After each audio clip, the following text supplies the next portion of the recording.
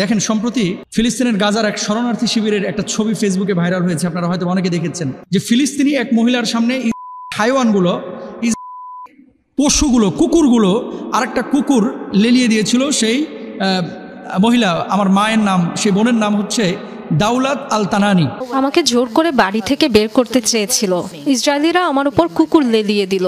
আমি ঘুমিয়েছিলাম তখন। কুকুর লেলিয়ে দিয়েছিল এবং কুকুর পরবর্তীতে তার মুখে দংশন করেছে, তার চোখ নষ্ট করেছে, তার শরীরের উপর আঘাত করেছে। প্রশ্ন হচ্ছে যে আমাদের করণীয় কি?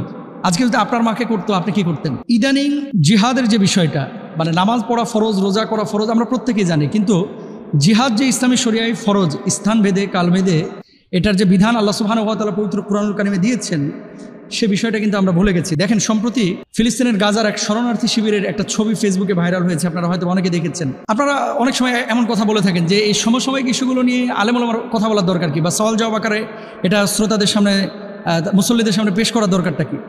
সমসাময়িক ইস্যু নিয়ে যখন শরিয়ার কোনো বিষয় আসে, আলেমদের দায়িত্ব হচ্ছে সচেতনতা তৈরি করা।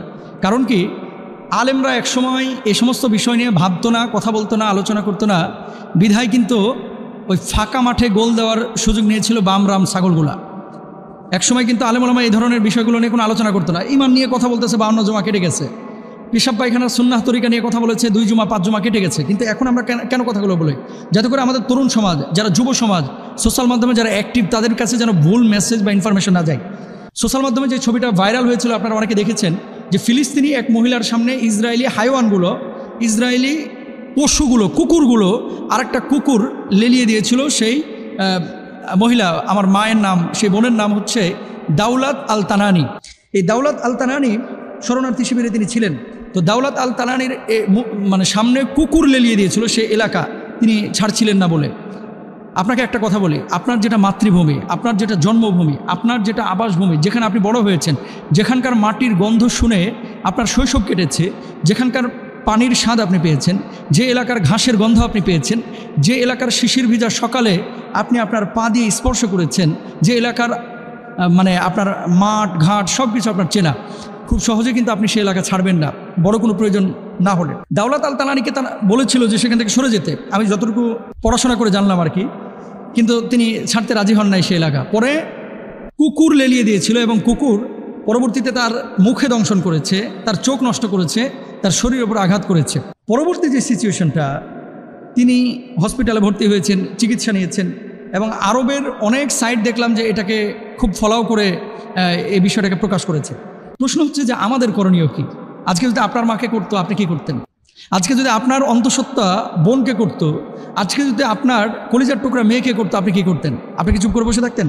নিঃসন্দেহে না। তাহলে আপনি তাদেরকে প্রতিরোধ করার জন্য বা প্রতিহত করার জন্য কিন্তু অ্যাকশান নিতেন এবং চেষ্টা চালাতেন। কুরআনুল কারীমের সূরা নিসার 75 নম্বর আয়াতের মধ্যে আল্লাহ সুবহানাহু ওয়া তাআলা কি বলছে একটু খেয়াল করি।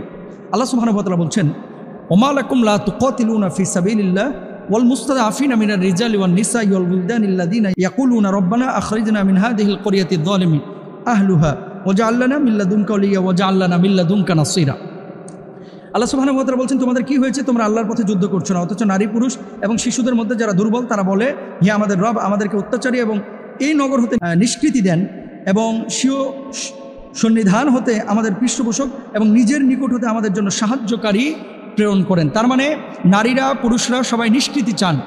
নিষ্কৃতি, নারীরা শিশুরা সাধারণত যুদ্ধে যায় না। যুদ্ধে যায় কারা? মুজাহিদরা। আমাদের বাংলাদেশে আমরা সাধারণত এখন দেখি যে জিহাদের কথা বা যুদ্ধের কথা আসলেই মানুষ জঙ্গিবাদের সাথে জিহাদকে বা যুদ্ধকে ট্যাগ লাগায় দেন। মোটেও না। জিহাদকে কেউ যদি অস্বীকার থাকে তার মানে সে কাফের হয়ে যাবে, তার ইমান থাকবে না ভাই।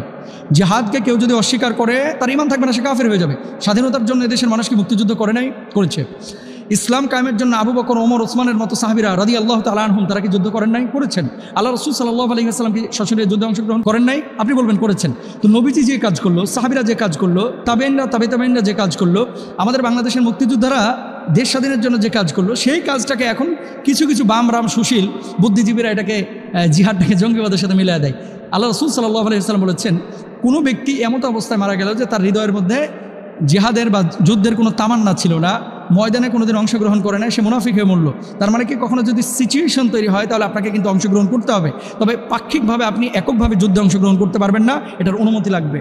ইসলামী শরিয়ায় 3 অবস্থায় জিহাদে অংশগ্রহণ করা ফরজে আইন। মনে রাখবেন 3টা অবস্থা। 1 নম্বর, যখন মুমিন এবং কাফেরের মধ্যে যুদ্ধ হচ্ছে, ধরেন দুইটা দল মুখোমুখি হয়েছে, কাতারবন্দি হয়েছে, তখন উপস্থিত প্রত্যেক মুসলমানের জন্য পলায়ন করাটা হারাম। দুই দল যখন মুখোমুখি হবে কোনো মুসলমান পালাইতে পারবেন না, সেখানে জিহাদ করাটা বা যুদ্ধ করাটা আপনার জন্য ফরজে আইন, ভুল বুঝবেন না। 2 নম্বর, কাফেররা কোনো এলাকায় আক্রমণ চালালেও উক্ত এলাকার অধিবাসীদের ওপর তাদের বিরুদ্ধে কিতাল এবং তাদের প্রতিরোধ করা ফরজে আইন। অর্থাৎ আপনি নিরীহ নিষ্পেষিত, আপনার কোনো দোষ নাই, অহেতুক আপনাকে এসে হত্যা করছে বা হত্যা করার চিন্তা করেছে, সেক্ষেত্রে আপনাকে প্রতিরোধ গড়ে তুলতে হবে। এটা কিন্তু মানবিক দিক থেকেও, ইসলামী আইন তো আছে, মানবিক দিক থেকেও আপনার উচিত দায়িত্ব। 3 নম্বর, ইমাম বা কোনো রাষ্ট্রনায়ক যদি সম্প্রদায়কে জিহাদে বের হতে আহ্বান করেন তাহলে তাদের সকলের জন্য জিহাদে বের হওয়া ফরজে আইন। ফিলিস্তিনি মুসলমান আজকে আমার মা বোনরা যেভাবে আক্রান্ত হচ্ছে, আমরা জিহাদে যেতে পারছি না, যেহেতু এখানে ভিসার বিষয় আছে, পাসপোর্টের বিষয় আছে, রাষ্ট্রীয় আপনার বর্ডারের বিষয় আছে। অন্তত মনে মনে তাদেরকে ঘৃণা করা, তাদের পণ্য বয়কট করা, তাদের জন্য সাহায্য সহযোগিতার ব্যবস্থা করা, তাদের জন্য আল্লাহর কাছে দোয়া করা এবং তাদের পক্ষে যারা আছে তাদের পক্ষে আমাদের অবস্থান গ্রহণ করা, এটা ইনশাআল্লাহ তাআলা আল্লাহ তাআলা আমাদেরকে সওয়াব দিবেন। এবং আমাদেরকে যদি অন্তরে আকাঙ্ক্ষা থাকে তাহলে জিহাদে বা তাদেরকে সাহায্য সরাসরি করলে যে পরিমাণ আল্লাহ সুবহানাহু ওয়া তাআলা সওয়াব দিতেন, সেই সওয়াবের ব্যবস্থা করবেন ইনশাআল্লাহ তাআলা। এতটুকু অন্তরে আকাঙ্ক্ষা আমাদের প্রত্যেকের থাকা উচিত। আল্লাহ তৌফিক দান করুন, বলুন আমিন।